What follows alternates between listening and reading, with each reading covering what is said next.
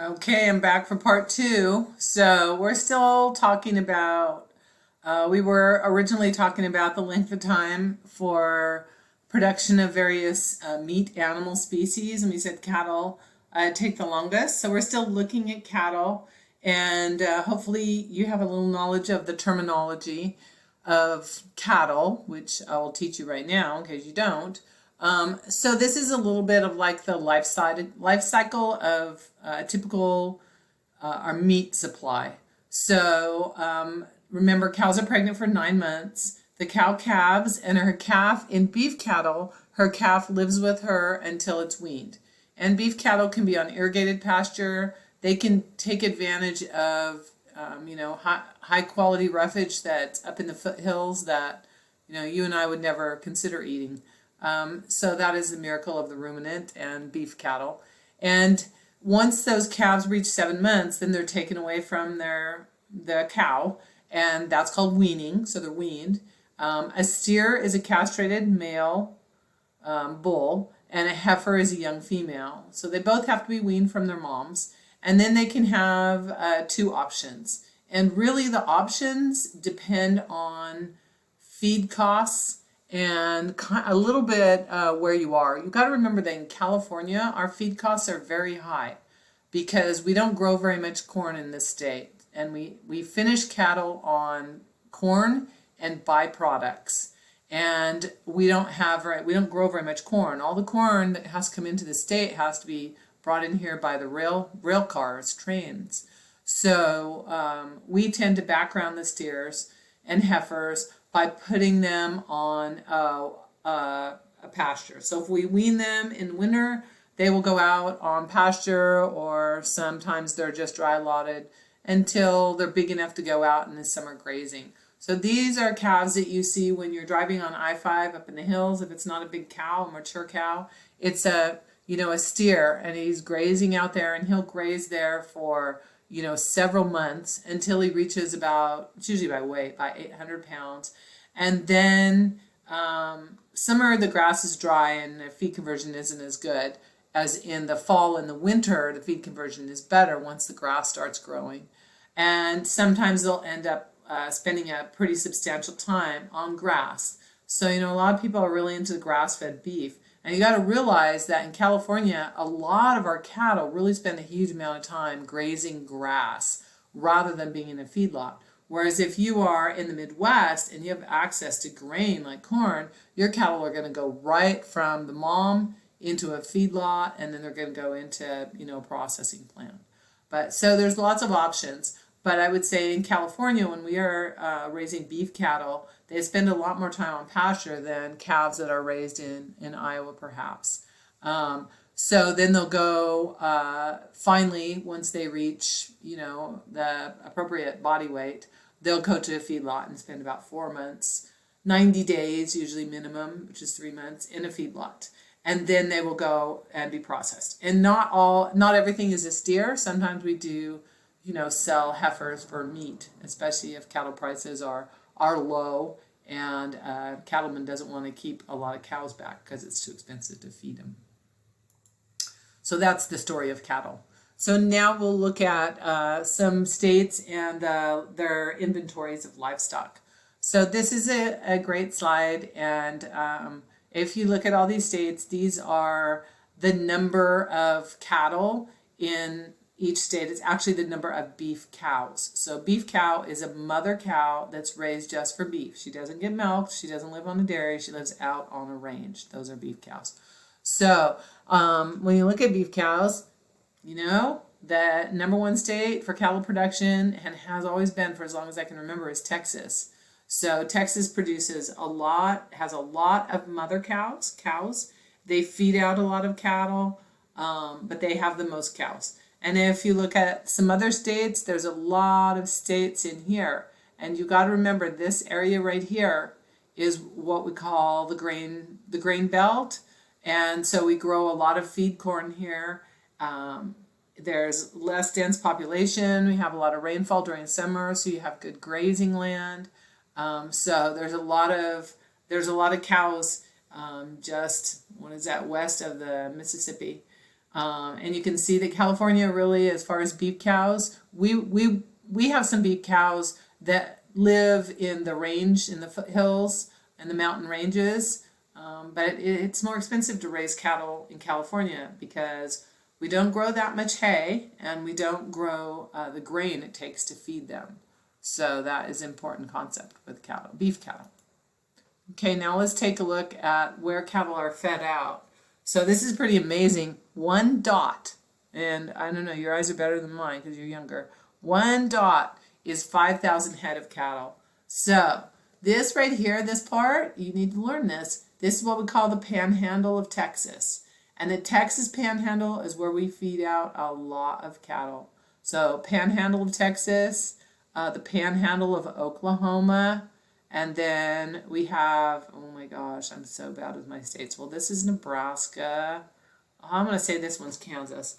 So this is where most of our cattle feeding is. This is where feedlots are. This is where beef comes from.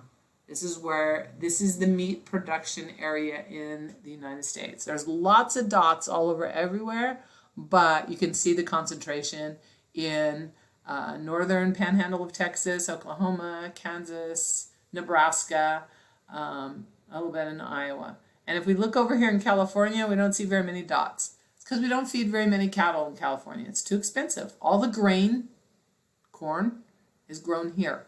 So it all has to be put on a train and sent this way, and that costs money. So you can see right above the Mexican border, this area is the Coachella Valley, and we do feed out there are some big feedlots in that area, big feedlots. And partly because it's very dry, so we don't have to worry about summer rains and mud and bad weather, and it is close to the Mexican border, so a lot of times they will bring cattle from Mexico in to feed because they can buy them cheap and they can put weight on them fast. This is just another one of cattle on feed by state. I'm just going to zip through that because it doesn't hold much interest. This is Fed Cattle Marketings. The guy that wrote this book is a Texan. He really likes cattle. So I'm just going to zip through that one too. This is a typical feed mill. If you drive down, Santa Fe, there's a huge feed mill out off of Santa Fe, kind of out by Denair in that area. And that is the New West feed mill, and Associated Feed is out there. So feed mills are where all the feed ingredients are brought and mixed together to provide nutritious feed for all species of livestock, but cattle included. This is important because it shows, the main way that we transport grain in the U.S. is by rail car.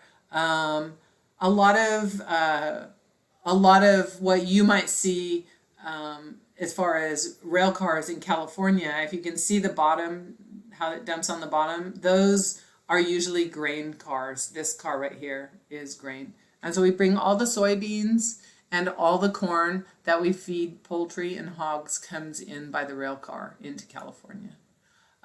This is a picture of a dairy. So remember, dairy cows are black and white.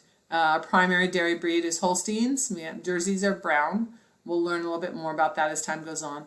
But when you start to see these big shade structures and you see the black and white cows, that is not a feedlot. That is a dairy. These dairy cows are milked twice a day, and they live in a very comfortable environment because if cows are comfortable, they produce milk better. So the next thing we're looking at is milk cows. And here you see a great change and a very important one. If it's milk cows we're looking at, then California has the most. So California has a huge dairy industry. Part of the reason is, there's a lot of reasons, but I can't spend too much time on it because I have to finish this. Dang it. California has a central valley, so we have, a nice big flat area to produce, to have dairies. We have, thank goodness, the Sierra Nevada mountains, and we have the Rocky Mountains, both of which are big barriers to transporting fluid milk. Fluid, like water or anything else, is hard to transport. California is the most populous state. California has 40 million people in our state. That's more than 10% of the United States population live in our beautiful state. So we have a lot of dairy product consumers. I already gave my rant about if you don't consume dairy products, you just don't know that you don't consume dairy products, because a lot of people consume, eat pizza and consume yogurt and frozen yogurt and ice cream, and all of that comes from the dairy industry. California, big population, separated by the geographical barriers of the Sierra Nevada and the Rocky Mountains, and that keeps a high demand for dairy in California.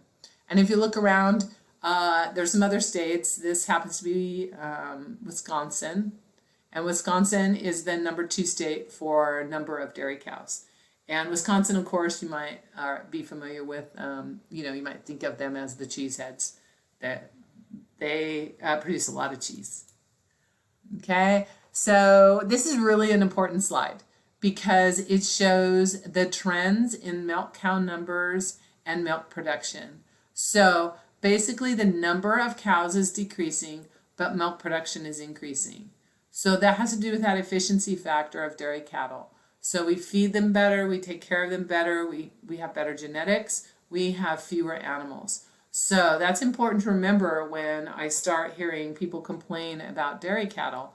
Dairy cattle, unlike us humans, we don't seem to become any more efficient, but we have genetically selected dairy cows to become more and more efficient, increasing their milk production. So today's cows, their environmental impact is far less than cows even just 20 years ago. So we're going to have to go through this pretty fast. So this is chicken production. Meat chickens. Meat chickens are concentrated in the southeastern part of the U.S. Why? Because chickens don't like it cold. This is where labor is the cheapest. They have the lowest minimum wage, and you need a lot of people to work in a poultry processing plant. Each dot is, oh my goodness, I don't even know how many chickens that is. I don't even know where it's at. One dot is 1 million broilers. So think how much chicken you eat every year. California, right here is Foster Farms and a few other poultry operations operating in our Central Valley, but that is nothing compared to the poultry production in the rest of the U.S. This is egg production. Egg production is kind of like dairy production. Wherever there's population, you're going to have some egg production, although we're seeing more and more centralization closer and closer to feed sources. So chickens eat corn, so they're going to be around this grain belt area. Now, Iowa is the number 1 chicken producing state in the U.S. Okay, this is turkey production.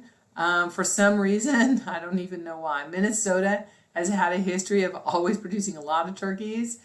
Same with North Carolina over here. And you see California has a smattering of turkey production too. Californians like their lean meat, and turkey is very lean and low calorie. So the broiler industry is a lot like the hog industry. It's what we call vertically integrated. So a lot of times one company will own all of this. So one company owns the breeders, the hatcheries, they grow out the broilers, they own their own processing plant, they own further processing, they own a rendering plant.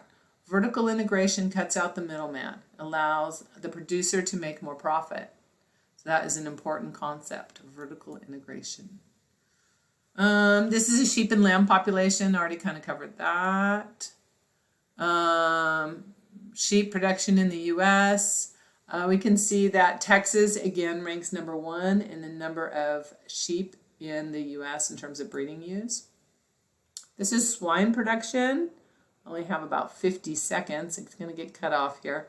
Notice where the most hogs are. Way more than anywhere else. That's Iowa. Iowa is the king of pigs. More hogs in Iowa than anywhere else. Pork production versus breeding hog inventory. Another example of how there are fewer and fewer hogs, and litter size and productivity keeps increasing. It's not hormones. It's good genetics, good feeding, modern scientific practices applied to animal agriculture. And just FYI, there are also lots of specialty markets in the animal industry. Elk production, and then of course we got to throw in the alpacas. So, ooh, I'm out of time. See ya.